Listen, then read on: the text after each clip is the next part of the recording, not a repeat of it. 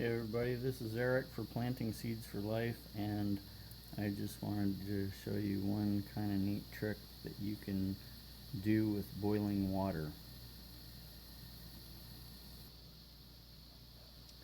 A few years ago my mom told me about this trick, and so we're going to try it out today. I have never really tried this out, but what she said is that you can take some boiling water and you can kill your weeds. So we're gonna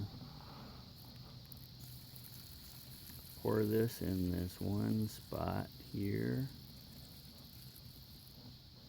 and then we'll come back in a little while and see what happened. Well, it is the following evening, and you can see this is pretty well toast. Sorry about the car. You can see this is pretty well toast, so there's a little bit of green left on it, but just from that boiling water, we killed a weed. Anyway, that's something to think about. And that's my 2 cents for the day. Thanks for watching. God bless, and see you next time.